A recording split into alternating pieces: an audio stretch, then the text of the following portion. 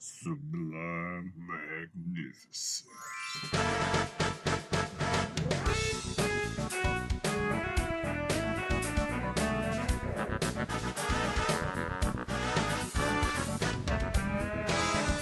Hey guys, you know who it is, what's going on, when it's happening, where it's at, and why we're here today.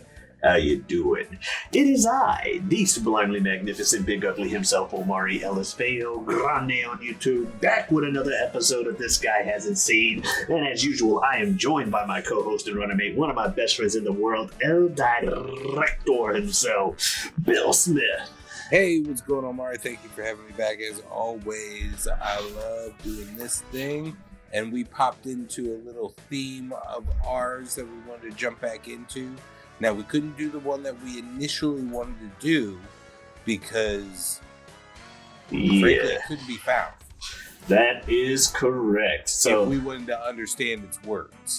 So how we got to what we're doing, and I'll mention what we're doing in a second. But yeah, obviously last week we did Time Cop. Jean-Claude Van Damme, a staple of our channel. At least once a season, we gotta have some Jean-Claude Van Damme movies on here. Mm-hmm. So we watched that, and then it made me get an itch, or I recently had an itch for another at least once a season thing of ours. That is something we discovered as we've been doing the show. SS Roger Mooley movies. Over in India. We've watched RRR, then we watched Bahubali and Bahubali Part 2, both great movies. We've watched Lagan as well, so Indian movies that are not just Roger Mooley. But I was feeling the Roger Mooley fever, because big fan of what I've seen so far of his. And so we were like, yeah, what movie should we watch? We were like, Magadhira. I'm not sure if I'm pronouncing that right, but it's spelled Magadhira. Yep. We're like, yeah. It starred Ram Charan, just like RRR did. It was looked to be a little bit more of a period piece, and kind of in the vein of Bahubali. So yeah, we were getting excited. Yeah, so we were getting excited for it, and then, like you said, we get ready to talk about it or get ready to watch it, and it was not available with English subtitles.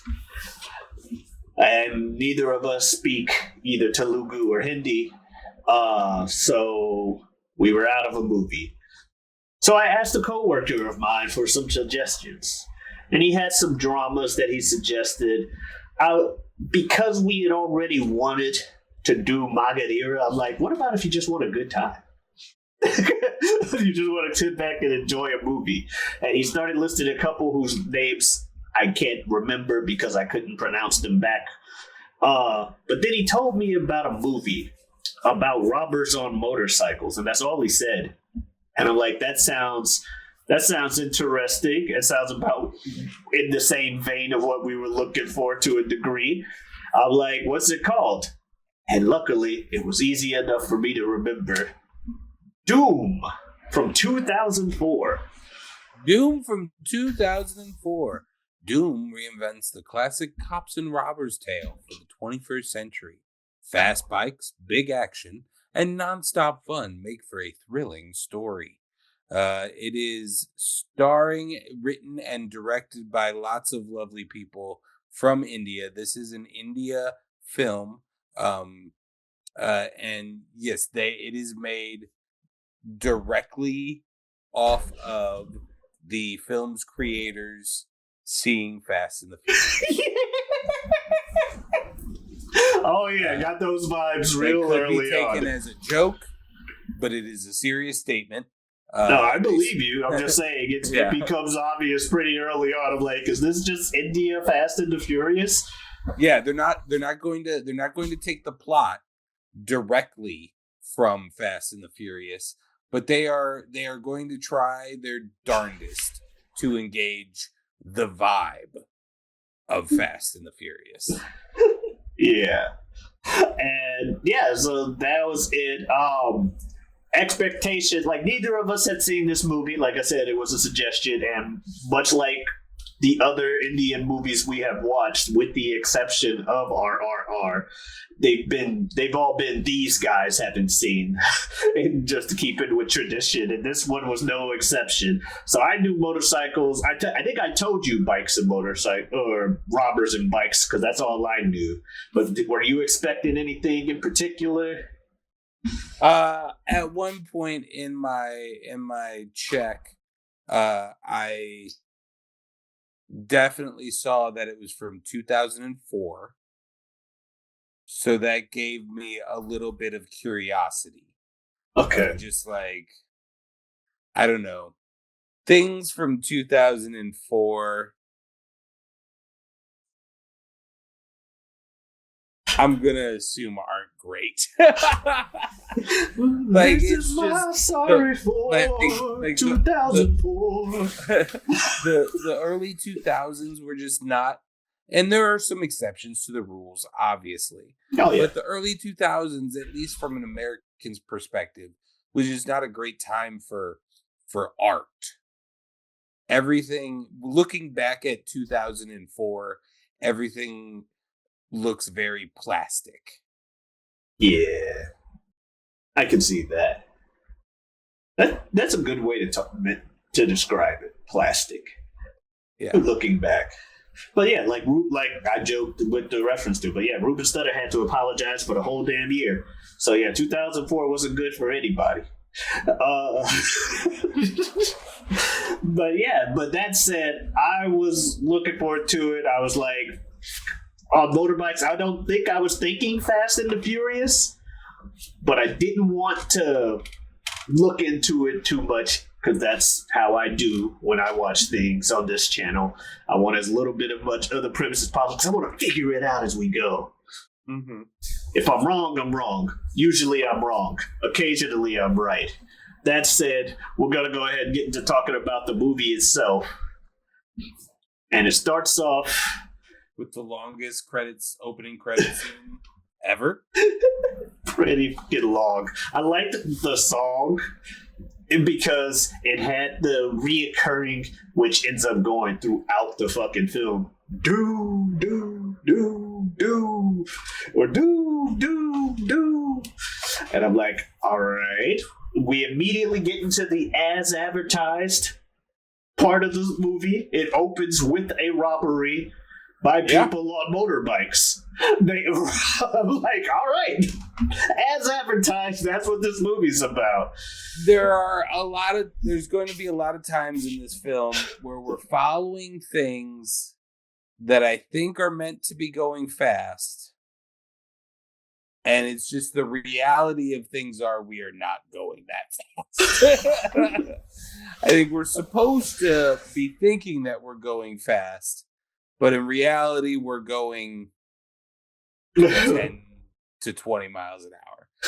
And there's a couple of spots in this opening robbery where that's the case. Where there's one shot where the entire biker gang turns on what we will learn at some point to be their NOS, but it actually is just, it's blue flames coming out of their exhaust. Yeah. And I think they literally go slower when that happens in this opening scene.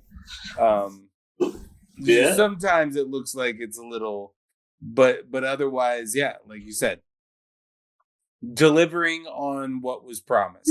Yeah, right off the bat, like, all right. And then we cut to another thing that is a staple of these films, the musical number, the first of many, where we meet our main character and his wife having a musical number about sleeping together. Which I think I theorized in Bahubali the beginning, that, like, is this just this country's replacement for sex scenes? If there was ever an example of it. And this only continued to cement my suspicions on that regard. Yeah, because they even ended with the sheets covered and just moving around. But yeah, nice little opening number. Nice little loose And dude gets called into work. Physical assault. Yeah. Yeah. But, they're married. I know you can still do stuff, but yeah, I got you. I know what you're saying. I was kind of wondering about vibes of that too, but it's just like, oh, they're married. Okay, this isn't as weird as I thought it was going to be. That said, dude gets called into work and she's like, no time for me. I'm like, girl, it's been 8 minutes. That was like an 8-minute long song. What do you mean no time for you? Whole ass musical you didn't even number. want this. Yeah, you made me beg for it. But yeah, I thought it was funny when she hit him with the Jane Jetson when he got to his job. She hit him with the, where's your wallet? Take $1 out, $1 for you, drive away. And she takes the rest of his wallet. I'm like, not the Jane Jetson. Meanwhile, we meet our other main character, Ali, who's a really good motorbike racing. At first, I thought he was part of the gang. I'm like, oh, this is our robbers. They're going to be here. But I think we're made to believe that. Yeah, it was at this point where I was like, because like you said, the other main character, but then you're like, all right, because you're thinking Fast and the Furious archetypes. So it's like, all right, so, okay, but wait a second. The guy who would maybe be the Vin Diesel is the cop. And I don't know if this guy is giving Paul Walker vibes. What's... Yeah. How is this... What's gonna... Because, like, I don't know. I feel like pretty soon you get the idea of, like, this guy isn't going to be in the gang. He's, like, too goofy. He's too stupid. He just wants a girlfriend. Yeah, and he just happens to be, like a natural at tuning up motorbikes. That's kind of his special skill. Otherwise, yeah, he's kind of a doofus. So yeah, it's at this point where I'm like, wait, what is this movie gonna be then? Yeah, like, that's about where, especially once they start meeting up, I was like, so this is Fast and the Furious, right? I think I put that in my notes. But yeah, but they had the whole little meetup, cop clearly suspecting of him.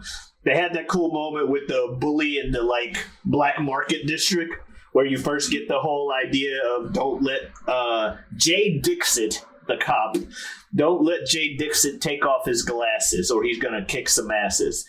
Yeah. So that was cool with him slapping the bully. The way he slapped the bully, they like turned the camera and shit, leading into the chase over the top. The slap was terrible. Oh, there's a lot. Okay, so can we? Speaking of which, that's the thing. A lot of the fighting, it's like RRR is goofy and ridiculous and exaggerated physics and violence and things like that, but like the form is well executed. I will agree. That was something very noticeable. A lot of clear whiffs. Yeah, and then the character of Jay, or the actor who plays Jay, doesn't seem to be naturally gifted towards physical movement. He's a little body awkward. I can give you that. You see it here when you just had to do a slap, and it's just a very elbow bent kind of put my hand on your face and push it kind of thing. I don't know. I think he was trying to do the slow-mo for them, and then they made it look worse by slow-moing it. You know what I mean? Like, as opposed to just slapping the motherfucker. I think a lot of the fight choreography in this movie, though, is you could have at least changed the camera angle, maybe go like a smidgen closer on these, because you can fit a person in between some of those swings. Or it's let's grab a famous fight and redo it badly.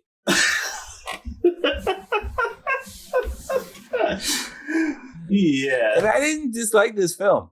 Yeah, just want to put that as I'm talking shit on it. Just want to throw that out there. Yeah. But I am going to talk shit on it because it's not a good movie. It's really fun at times, and it could have been a better bad movie.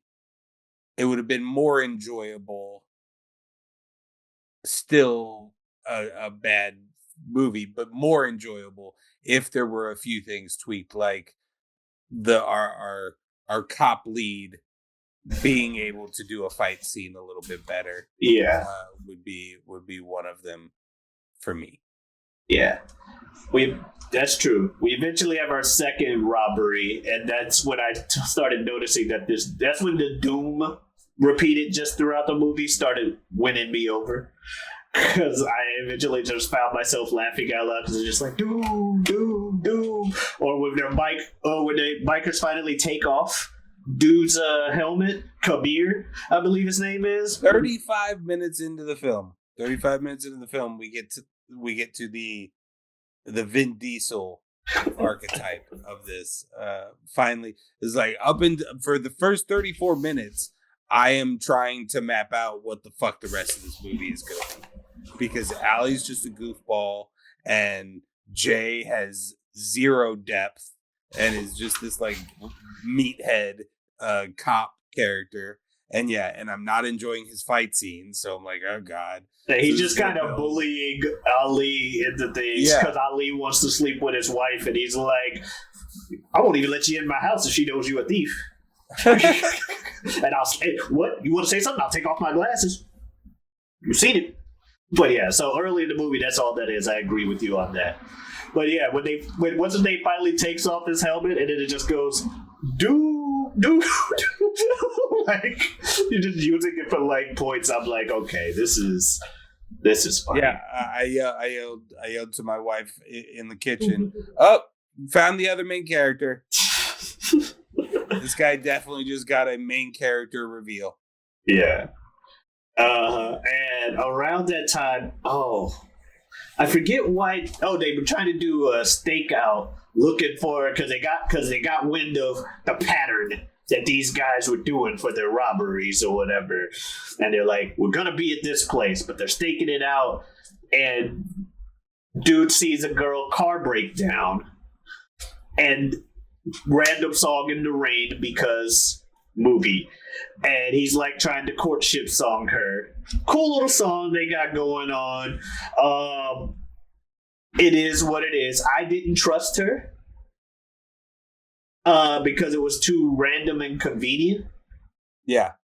But then he's like, oh no, she went to the hospital the next day or whatever because of reasons. He's like, did she disappear from the hospital room? Oh yeah. And I'm like, what? Okay. I didn't think about it at that time. And that third robbery with the car chase where they jump over the train, or like because it's like the intersection with the train tracks. Yes, were you frozen? Did you hear me? Okay, yeah, you were frozen on my end. Okay, so yeah, and I was frozen on your end. Yeah, so there was the intersection with the train tracks, and there was that hole in it. They had to do the like train jumps or the bullet getting shot, and him dodging it just so Raul's brother can get hit. Mm-hmm. And picking up, I'm like, okay, this is where some more of that silly action is coming in. We're jumping over trains and shit. Cool. But yeah, more or less, like you said, it's still just kind of going on. They foiled the plan. And then the bad guys decide to really start feeling themselves when dude shows up at the restaurant that they work at and shows up on TV. And Kabir, who early on drives a car off a bridge because that's not a waiter's car. We got to be incognito. Nobody breaks my rules, including me.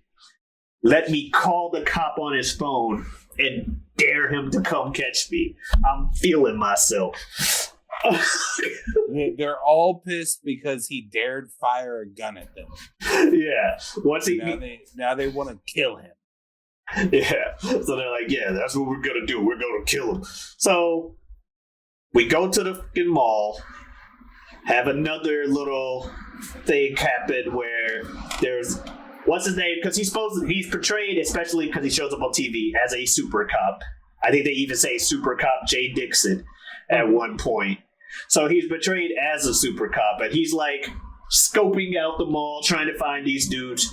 One dude's clearly acting like he doesn't belong, draws his attention, and most obvious, the oldest trick in the book, blind man gets in the way.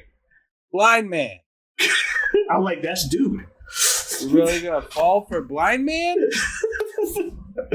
Oldest trick in the book, gets distracted, and then blind dude crosses the street, puts down the sunglasses, or takes off the sunglasses and looks at him in the face to show him that he did it, while leaving a note saying, "I'm gonna rob the charity function."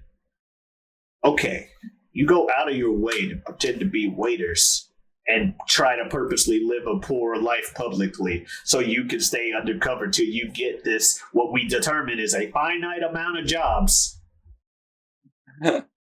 It's not even supposed to be your whole life. It's a finite amount of jobs that you're doing, and it's over. And you're like 2 jobs away. Starts to morph a little bit more into like a Ocean's 11 kind of thing. But we're spending more time with like the Andy Garcia and Cops character rather than George Clooney and his crew. That's exactly what happens. And yeah, so we get the charity function. Another dance number. Now we got the doom modulate. Well, I forget how the song goes, but they say doom a lot in the fucking song. But there's the girl from the broken down car. She's apparently a singer. And this motherfucker Ali, Sheena. This motherfucker Ali gets on stage with her, creeping her out at first, but then he extends the song. Yeah, my wife was like, I looked down at my phone and looked up, and he's on stage dancing with them. And I was like, yeah, he literally just said, "Oh, I just came up here. That okay?" And then started singing with them. And it's exactly what the subtitle said. Yeah, that's another thing that just made me start laughing out loud. I'm like, why is this man on stage? and she's not really. She kind of flirts with them, but there is also a little bit of a vibe, especially when he first shows up on stage of, what the fuck are you doing up here? But she kind of sends a little bit of that energy back at him. We later find out why she was doing it, because surprise, surprise, at the end of the honeypot. Exactly, at the end of the thingy, the dance number, robbery number 3, dude opens the gate slowly, sets the place on fire again. Dude, you're trying to stay incognito. All you had to do was leave during the dance number. But no, we gotta announce ourselves here, set the place on fire, and then ride out. Because it also looks real cool when you ride out on fire. So they're riding out. And wouldn't have had that cool moment of like them raising the empty ball that they thought was going to be cash. Ah ha ha ha. Yeah, you gotta stay back for them to see the disappointment on their faces, I suppose. Yeah. You'd never be able to see that. But yeah, they leave, and one of them gets shot and stays behind. Dixon is mad because he's been rused, because during the phone call, it's like, if you don't succeed in stopping us, you gotta drop the case. Bet then. So he gets mad, has a public fight with Ali on TV, and they don't like each other no more. Because Ali, you stupid idiot, why are you dancing on stage? That was the reason they were fighting. But seeing the dude's face, he's like, I saw this dude's face at a restaurant. I know what everyone else in the group looks like, but I fucked up, so I'm dropping the case. But, just winning there wasn't enough. One more job. But what's his name's brother? Raul's brother's been shot. We need a replacement driver for this last job. Let's get Ali. They get But they don't. Or they don't need him. Right. Because his role ends up being the same thing we eventually find out is Sheena's role, the distractionary dance number. He just helps Could her. have literally been anyone. He's like, but I know this guy. I know the cop. We should do this. But you don't need him. Y'all went out of y'all way to get him. He didn't even come to y'all. That's the other thing. He didn't go to them like, hey, I hate Jay Dixon. Fuck that dude. Let me join you. No, y'all came to him, and he didn't need him. And everyone's asking him, why did we bring him? The plan must be perfect. For I am Kabir, and all my plans are perfect. And him and Jay trying to trade one-liners throughout the movie. And then the music stings and the graphic stings that happen whenever they do burn each other. Oh, well, you blah blah blah blah blah. Oh, it's like we're watching live action anime in those moments. Yeah. But yeah, fast forward a bit. We get to the hotel. Kabir's big plan. We get to the Ocean's 11 portion. The Ocean 11. Kabir's like, all right, Ali, pretend to be a prince. Sheena, you're pretending to be his wife. I know you hate him, but that's what I'm doing. I'm still putting you in the same place with him at all times. Raul, you're really mad, but I'm going to need you and the other dude to help me actually steal the money when this goes down. We're going to then put our stuff in suitcases and have the valet put the suitcases in the car already ready for us to make our quick escape. Nice and simple. Meanwhile, Kabir's at the bartending. And who shows up at the night of the bartending but a drunk off his ass, no glasses, Jay Dixon, who has dropped the case publicly. And he wants a whiskey. Indicates was a cop. Was a cop. Was a policeman. If I was still a policeman, then me drinking whiskey would be a bad thing, but I'm not. So I was.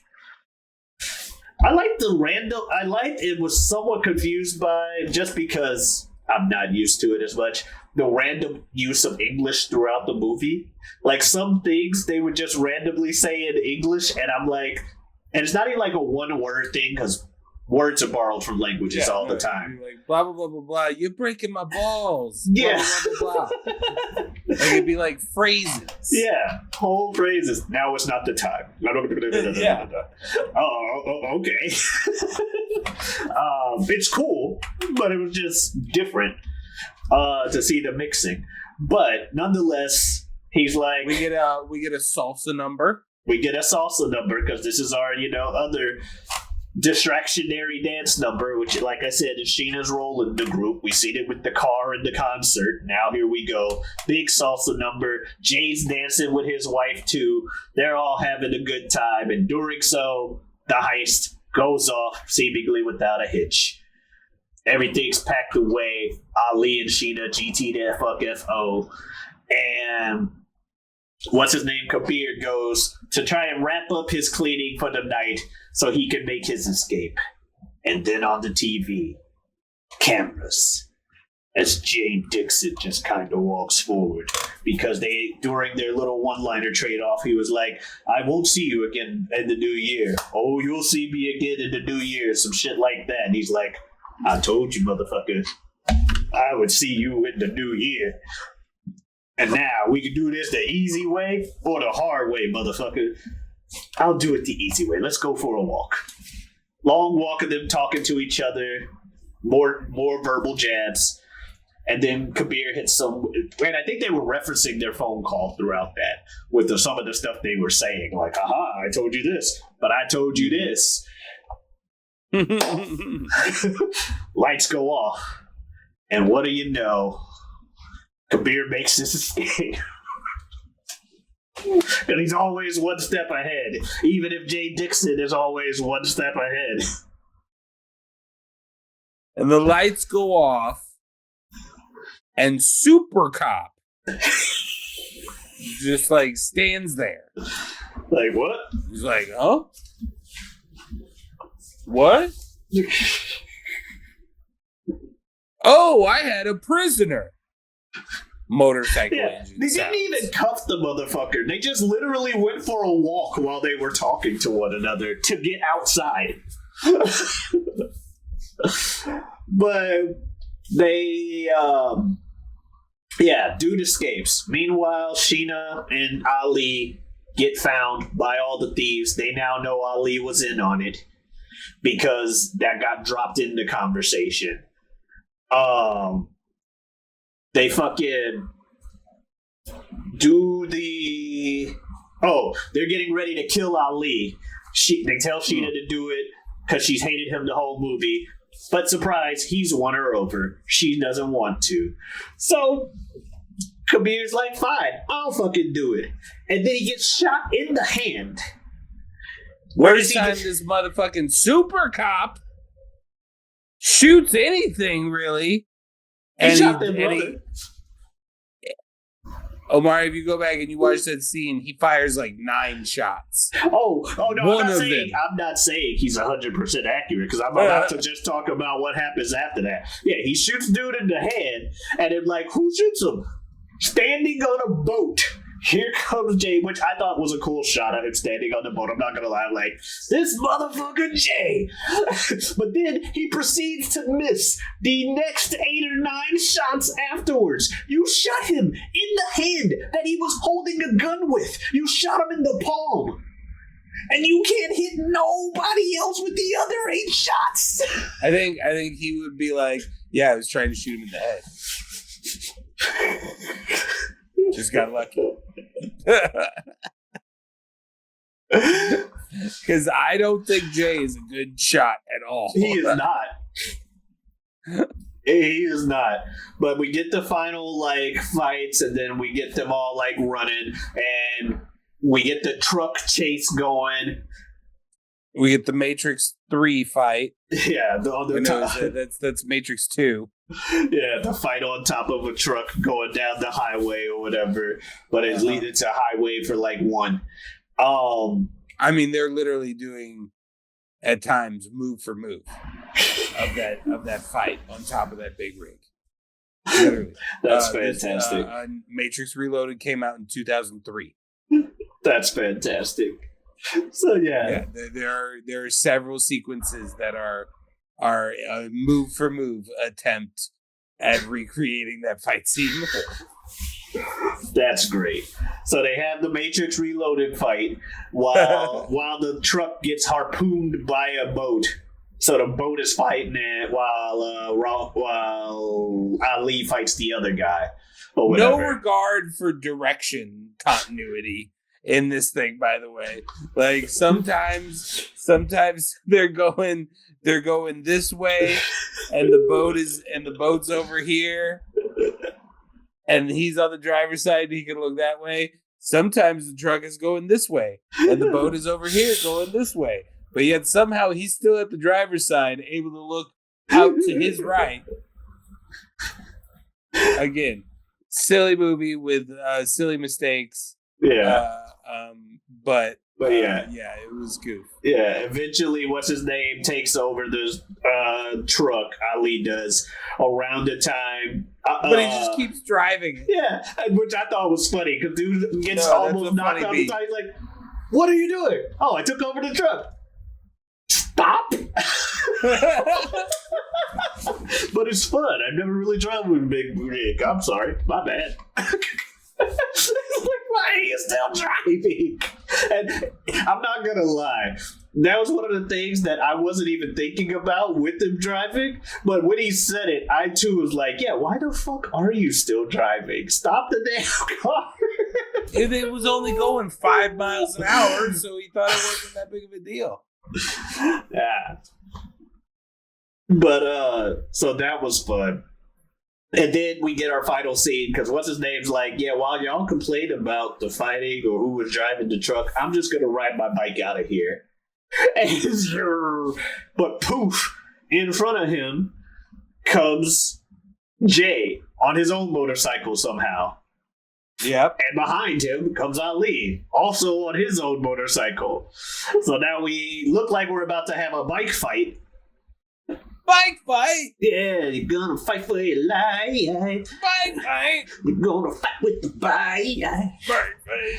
A really, really, really fast bike. Yeah, bike fight. But yeah, so they're getting ready, and then what's his name gives some kind of fucking one-liner. I forget the exact one, but he's like, "You'll never catch me. I'm Kabir." And he then drives off the cliff and just seemingly dies. Now, this movie spawned a franchise. Part of me's hoping he survived that and he's the villain for the other parts. I don't know if that's true or not. I don't know if I'll ever find out. But the one that Amazon tried to recommend me next didn't look like anybody familiar was on the poster. Gotcha. Yeah, it was. What was it? Waste of life. If you weren't a thief, we could have been friends. Yeah. Which earlier Kabir was like, "What a waste of life. If you weren't a cop, we would be friends." They were killing me with their like weird mutual respect one-liner relationship the whole movie. Just like, I respect you, but I hate you. Cycle. Or same to you, motherfucker. Until I mean, that's another reason why I'm kind of, I don't know. I'm disappointed with the final sequences. Yeah. Because I'm not a big fan of the execution of what they did, and then secondly, I was really enjoying a thing that they were doing, but they weren't really allowing anybody to explore, which was this Kabir doing, like, going out of his way to be nonviolent. Yeah. In the film. Kind of thing. And like I would have liked to have seen, although it would have been cheesy. I'm okay with cheese. Yeah. In the right scenarios, specifically these kind of movies. I would have been perfectly fine with finding out there's a sick kid somewhere that's trying to earn that he's trying to fund a surgery more like a sympathetic motivation. Actually, you didn't know that I was an orphan who was mistreated my entire life growing up because the adoption, the foster home services in this country are terrible. I am stealing to fund these orphanages. Who knows? You know what I feel like? Super cheesy, but I would have been down for it. You know what I feel like? It just ended up being a big brawl match for money at the end of it. Yeah, I agree. But I feel like if this was the typical 3-hour film that we usually get on these little adventures, that's Act 3 on some RRR shit where it's like, yeah, you thought this motherfucker was the villain. Surprise! He's more of a tragic hero than the other guy. And the narrators were so sad when the other guy got betrayed. Holy shit, a betrayal! I need to watch that movie again. Yeah, I was gonna say we're just gonna end up watching RRR again. Yeah, I thought the fake names they were using when they were in disguises were funny. What's his name? One of them, the engineer, who pretended to be an engineer named Austin Powers. Yep. I forget what fake name Ali used, but Kabir, this motherfucker uses his own. Like, they show everybody using these fake names and Johns, and then they get to the bar, and it could be it. I'm like, you egotistical motherfucker. But if I looked and sounded like Kabir, I'd probably be egotistical too. That man was just always just ready for his fucking glamour shots with every fucking zoom in. Just I realize I don't know that many words in Hindi or something where I could just be like, like a beer. Doom Machale. Doom Machale. Doom Machale. Doom. Yeah. No, that song was fun. But yeah, anything else to really touch on or that you remember? No, man, this was okay. This was okay. I think with better execution, it could have actually been India's Fast and the Furious. But instead, it's just kind of like a little bit of a lame biker movie. Yeah. But still not not entertaining to watch. Yeah. But yeah, otherwise, I wish there was just a few parts just executed a little better, and I think I would have enjoyed it. Like it would have been a multiplier. Yeah, as opposed to just a slight enjoyment increase. It would have really rocketed it up there. Yeah, what did you think? I told my friend at work, because he asked me too, I was like, oh, it is easily the worst India-made movie we have covered on the channel. That said, I enjoyed it. Like you mentioned the flaws, it is a very flawed movie. I think I saw on like Google it's like a 75% on Rotten Tomatoes, and I felt like, you know what, 75 is okay because it's not, a good grade, but it's still a C. It's still a passable movie, and something that I've said on other movies that we've covered throughout the thing. End of the day, it's hard for me to go ahead and call the movie complete and utter garbage or trash, unless it's something like Hostel. But if I get, but the thing different between Hostel and this is I got some, or hell, even Hostel and Players Club, I got laughs out of this movie. Like I got genuine laughs. I wasn't like, I try to enjoy everything we cover. I go in optimistic, but. No, there were genuine times. Like I said, it won me over with the fucking doom. It was just cheesy enough. I don't plan on ever covering more Doom movies on the channel. We may not. But part of me watching it was like, this is bad, but it's got enough to where part of me, I'm like, knowing that it's a 4-parter, like, does the sequel improve on it? Like, does the sequel fix whatever as time passes and they get more technology and a budget? You know what I mean? Yeah. What happens? So there's a bit of interest just to see how far the second movie's improved, but I don't know if I'm gonna ever scratch that itch. Yeah, I did add Doom Machale to my Spotify playlist. Nice. Yeah. Yeah, the Doom soundtrack is on Spotify. DHOOM. So yeah, that's Doom. I can tell you that Jai is the reoccurring piece of all three. I figured. And it looks like also Ali. Ali and Jai come back for all three. Okay. But Kabir is Cabal. Damn. I would have liked for them to, like you said, delve more into what the point of all of this was for Kabir. Yeah, I felt like they were building for him to get turned on by his crew because he's trying to skirt the line of being too good of a guy. And Raul was pissed with that man the whole fucking movie.